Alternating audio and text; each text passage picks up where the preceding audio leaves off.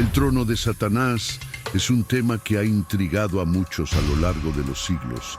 La Biblia nos menciona varias veces este trono, pero hay un pasaje en particular que arroja luz sobre su posible ubicación. Este pasaje se encuentra en la carta que el apóstol Juan escribió a la iglesia de Pérgamo, una de las 7 iglesias de Asia Menor mencionadas en el libro de Apocalipsis. En esta carta Juan dice: «Yo conozco tus obras y dónde moras, donde está el trono de Satanás, pero retienes mi nombre y no has negado mi fe, ni aun en los días en que Antipas, mi testigo fiel, fue muerto entre vosotros, donde mora Satanás». Apocalipsis 2:13. Estas palabras nos llevan a preguntarnos qué tiene de especial Pérgamo para ser señalado como el lugar donde mora Satanás, y cuáles son las implicaciones de esta afirmación para la iglesia y para nosotros en la actualidad.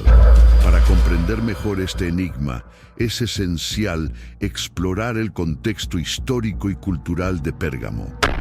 Pérgamo era una ciudad prominente en el mundo antiguo, conocida por su espléndida biblioteca, su impresionante acrópolis y sus numerosos templos dedicados a diferentes deidades paganas.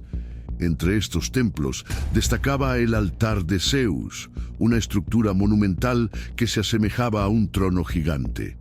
Este altar, con su majestuosa presencia y su ubicación dominante, podría haber simbolizado el poder y la autoridad que Satanás ejercía en la región. Sin embargo, es importante destacar que el altar de Zeus no era el único centro de idolatría en Pérgamo.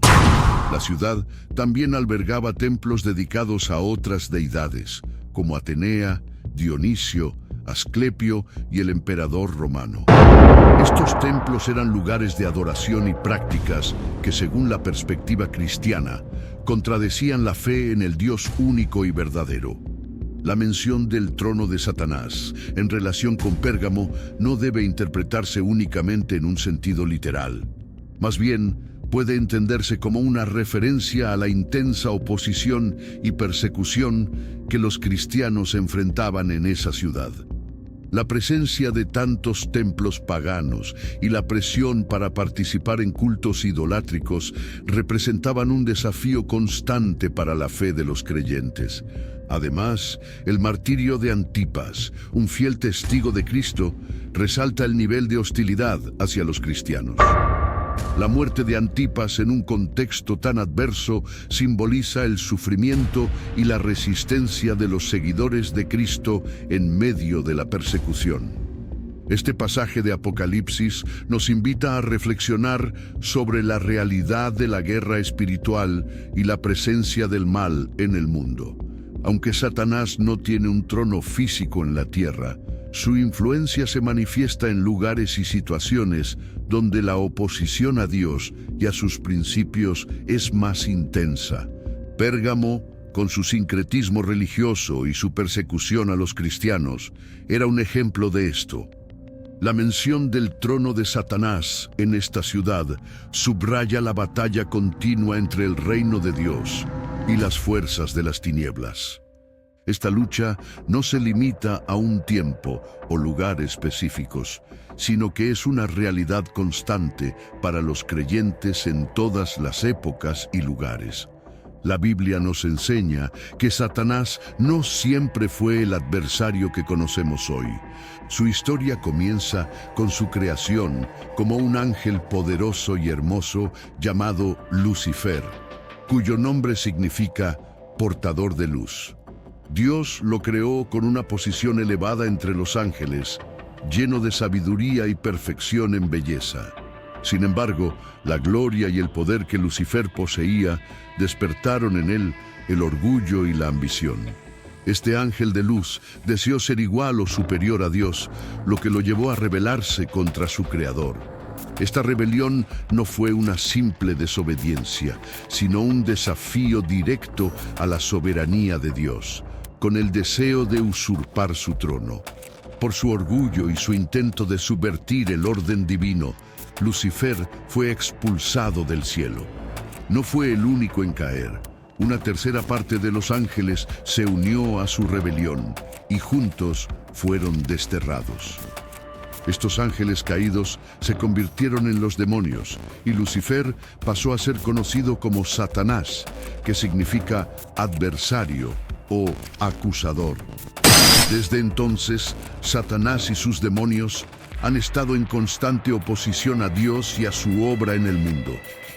La expulsión de Satanás del cielo marcó el inicio de su papel como el principal enemigo de Dios y de su pueblo. A pesar de su caída, la Biblia nos dice que Satanás aún tiene acceso al cielo, donde actúa como acusador de los hijos de Dios. En el libro de Job, encontramos a Satanás presentándose ante Dios y solicitando permiso para probar la fidelidad de Job, un hombre justo y devoto.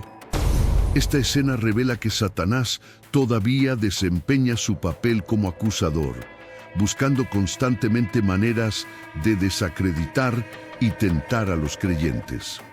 Otro ejemplo lo encontramos en el libro de Zacarías, donde Satanás se opone al sumo sacerdote Josué, quien representa al pueblo de Dios, acusándolo delante del Señor. Sin embargo, es en el libro de Apocalipsis donde encontramos una descripción más completa de Satanás, como el acusador de nuestros hermanos, el que los acusa delante de nuestro Dios día y noche. Apocalipsis 12:10. Este papel de acusador es central en la estrategia de Satanás para oponerse a la obra redentora de Dios. Su objetivo es sembrar dudas, miedo y tentaciones para alejar a los creyentes de su fe y de su relación con Dios. La Biblia también nos revela que, aunque Satanás fue expulsado del cielo, no fue arrojado directamente a la tierra. En lugar de eso, fue relegado al segundo cielo, el cielo astronómico, desde donde ejerce su influencia y dominio sobre el mundo. Este cielo es descrito como el ámbito donde Satanás y sus demonios operan, afectando la tierra con su poder maligno. Desde esta posición, Satanás coordina sus ataques y engaños, siempre buscando destruir la fe y la vida de los seguidores de Dios. Satanás, aunque caído y derrotado, todavía ejerce un poder significativo e influencia en la tierra. La Biblia lo describe con títulos como el Dios de este siglo, el príncipe de la potestad del aire y el príncipe de este mundo. Estos títulos reflejan su dominio sobre el sistema de pecado y maldad que opera en el mundo, así como su capacidad para influir en aquellos que le siguen y obedecen. No obstante, es crucial entender que este dominio no implica una autoridad absoluta sobre la tierra, ya que la creación sigue bajo la soberanía y providencia de Dios. La influencia de Satanás en el mundo se manifiesta a través de diversas formas de tentación, opresión y engaño.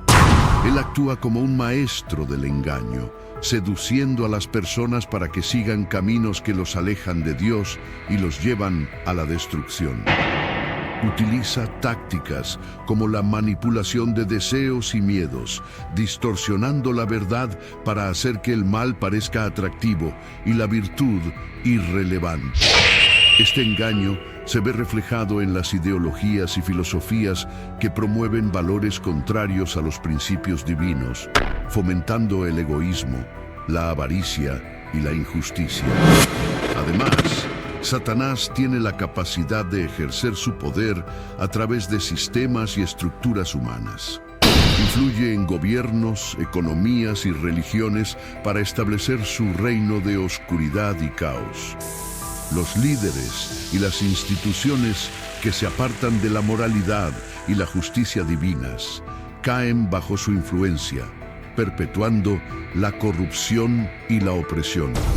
En este contexto, los cristianos enfrentan un desafío constante, ya que viven en un mundo donde la lucha entre el bien y el mal es una realidad diaria. A pesar de su aparente poder, la Biblia nos asegura que Satanás es un enemigo derrotado. La muerte y resurrección de Jesucristo marcaron una victoria decisiva sobre él. Jesús mismo dijo: ahora es el juicio de este mundo, ahora el príncipe de este mundo será echado fuera. Juan 12:31. Esta declaración subraya la limitación del poder de Satanás, quien, aunque activo, está bajo el control y los límites impuestos por la voluntad de Dios. El poder de Satanás también está restringido por la intervención divina en la vida de los creyentes. Dios proporciona protección y fortaleza a través del Espíritu Santo, permitiendo a los cristianos resistir las tentaciones y ataques del maligno. La armadura de Dios, descrita en Efesios 6, es una herramienta esencial para enfrentar esta guerra espiritual. Con la verdad, la justicia, el evangelio de la paz, la fe, la salvación y la palabra de Dios, los creyentes están equipados para resistir y vencer. La guerra espiritual es una realidad constante para los cristianos, quienes están llamados a enfrentar a Satanás y sus fuerzas demoníacas. El apóstol Pablo describe esta batalla en términos muy claros: porque no tenemos lucha contra sangre y carne, sino contra principados, contra potestades, contra los gobernadores de las tinieblas de este siglo, contra huestes espirituales de maldad en las regiones celestes. Efesios 6:12. Esta lucha no se libra en el plano físico, sino en el espiritual, donde las fuerzas del mal intentan socavar la fe y la integridad de los creyentes. Para resistir y vencer en esta guerra, los cristianos deben estar equipados con la armadura de Dios. Pablo nos insta a tomar toda la armadura de Dios, para que podáis resistir en el día malo, y habiendo acabado todo, estar firmes. Efesios 6:13. Esta armadura incluye la verdad como cinturón, la justicia como coraza, el evangelio de la paz como calzado, la fe como escudo, la salvación como yelmo y la palabra de Dios como espada del Espíritu. Cada una de estas piezas es esencial para protegerse de los ataques del enemigo y mantener una postura firme en la fe. La oración también juega un papel crucial en la guerra espiritual. Pablo aconseja orar en todo tiempo con toda oración y súplica en el Espíritu. Efesios 6:18. La oración fortalece a los creyentes, manteniéndolos en constante comunicación con Dios y asegurando su dependencia de Él en medio de la batalla. A través de la oración, los cristianos reciben fortaleza, discernimiento y la capacidad de resistir las tentaciones y ataques del maligno. Finalmente, la comunidad de creyentes es un apoyo vital en esta lucha. Los cristianos no están solos, forman parte de un cuerpo espiritual que se apoya mutuamente. Juntos pueden resistir al enemigo, fortalecerse en la fe y avanzar en su misión de proclamar el Evangelio, sabiendo que la victoria final ya ha sido asegurada por Jesucristo. El juicio final y el destino de Satanás están claramente establecidos en la Biblia. Durante la gran tribulación, un período de 7 años que precederá a la segunda venida de Jesucristo, Satanás intentará engañar y destruir a la humanidad con la ayuda del anticristo y el falso profeta. Estos serán sus instrumentos para establecer un gobierno mundial y una religión falsa, realizando grandes señales y prodigios para seducir a aquellos que no aman la verdad. La persecución contra los cristianos será intensa y muchos serán martirizados por su fe. A pesar de estos esfuerzos, la intervención divina será decisiva. Dios enviará a sus ángeles para tocar las 7 trompetas y derramar las 7 copas de su ira sobre la tierra, causando plagas y catástrofes que afectarán a los seguidores de Satanás. Además, Dios enviará a 2 testigos que profetizarán en Jerusalén, realizando milagros y resucitando después de ser asesinados por el anticristo. Un remanente de Israel será protegido en el desierto, a salvo de la furia de Satanás. El golpe más significativo para Satanás ocurrirá con el regreso glorioso de Jesucristo, acompañado por sus ángeles y santos. Jesucristo derrotará al anticristo y al falso profeta, arrojándolos vivos al lago de fuego y azufre. Satanás será capturado, encadenado y arrojado al abismo, donde permanecerá preso por 1000 años. Durante este milenio, Cristo reinará con justicia y paz sobre la tierra, y los fieles gozarán de su bendición y presencia. Al final de los 1000 años, Satanás será soltado por un breve tiempo y engañará a las naciones para un último ataque contra Jerusalén. Sin embargo, Dios enviará fuego del cielo que devorará a sus ejércitos y pondrá fin a su rebelión. Finalmente, Satanás será arrojado al lago de fuego y azufre, donde será atormentado por la eternidad junto con el anticristo y el falso profeta, cumpliendo así el juicio y el destino final de Satanás. La victoria de Jesucristo sobre Satanás y la redención de los fieles son temas centrales en la Biblia.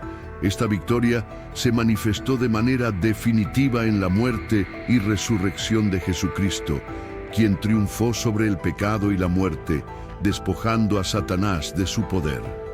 En Colosenses 2:15, Pablo dice: y despojando a los principados y a las potestades, los exhibió públicamente, triunfando sobre ellos en la cruz. Esta declaración resalta el triunfo de Cristo y la humillación de las fuerzas del mal. La resurrección de Jesucristo no solo aseguró su victoria sobre Satanás, sino que también abrió el camino para la redención de todos los que creen en Él. Los creyentes, redimidos por la sangre de Cristo, han sido liberados del dominio del pecado y trasladados al reino de Dios. Esta redención implica una transformación total de la vida del creyente, quien ahora vive bajo la gracia y el poder de Dios. La Biblia nos asegura que, aunque enfrentamos luchas y tentaciones, tenemos la victoria garantizada en Cristo. En Romanos 8:37, Pablo afirma: en todas estas cosas somos más que vencedores por medio de aquel que nos amó. Además, la resurrección de Cristo garantiza nuestra esperanza de un futuro glorioso. La Biblia promete que Jesús regresará en gloria para establecer su reino definitivo, donde reinará con justicia y paz. Este reino milenial será un tiempo de bendición para los fieles, quienes disfrutarán de la presencia de Cristo y de una vida libre de pecado y sufrimiento. La segunda venida de Cristo será un evento glorioso y poderoso que marcará el fin del dominio de Satanás y la instauración del reino eterno de Dios. La victoria de Jesucristo también implica que los creyentes tienen autoridad sobre Satanás y sus demonios. En Lucas 10:19, Jesús dice: «He aquí os doy potestad de hollar serpientes y escorpiones, y sobre toda fuerza del enemigo, y nada os dañará». Esta autoridad nos capacita para resistir las tentaciones y los ataques del maligno, viviendo en la libertad y el poder que Cristo nos ha otorgado. La armadura de Dios, descrita en Efesios 6, es una herramienta crucial para mantenernos firmes en esta lucha. La victoria de Cristo nos da confianza y seguridad, sabiendo que nada puede separarnos del amor de Dios. Romanos 8:38-39 nos recuerda: «Porque estoy convencido de que ni la muerte, ni la vida, ni ángeles, ni principados, ni lo presente, ni lo porvenir, ni poderes, ni altura, ni profundidad, ni ninguna otra cosa creada nos podrá separar del amor de Dios que es en Cristo Jesús, Señor nuestro». Esta certeza nos fortalece para vivir con fe y esperanza, sabiendo que nuestra redención es segura y que tenemos un futuro glorioso en Cristo. En esta realidad, los cristianos están llamados a vivir como ciudadanos del reino de Dios, manifestando su amor, justicia y verdad en el mundo. La Iglesia, como el cuerpo de Cristo, tiene la misión de proclamar el Evangelio y hacer discípulos, extendiendo el reino de Dios en la tierra.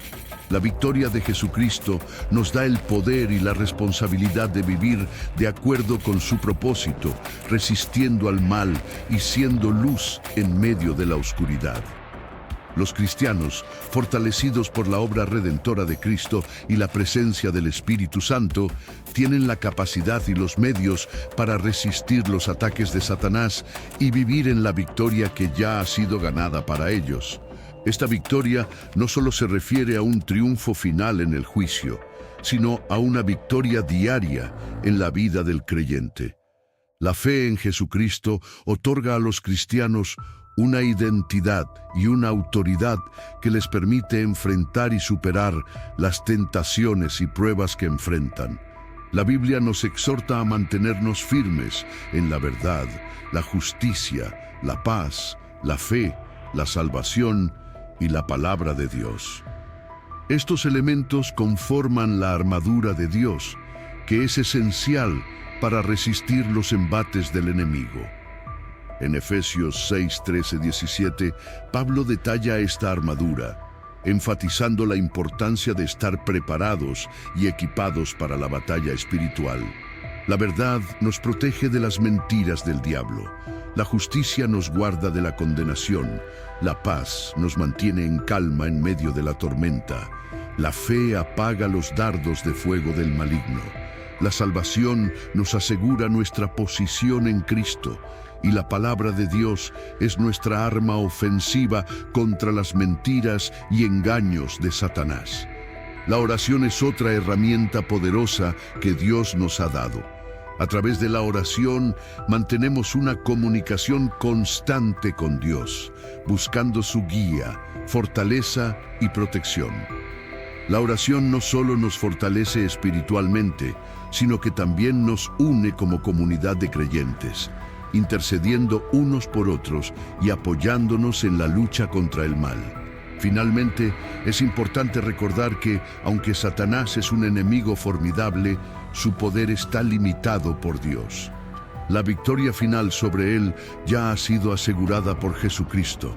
Este conocimiento debe llenarnos de esperanza y confianza, sabiendo que nada puede separarnos del amor de Dios y que somos más que vencedores en Cristo. ¿Has experimentado la fortaleza de Dios en medio de tus luchas espirituales? Que Dios te bendiga y te llene de su paz y fortaleza. Si este contenido ha sido de bendición para ti, suscríbete a nuestro canal para más enseñanzas edificantes y comparte este video con tus amigos. Dios te bendiga.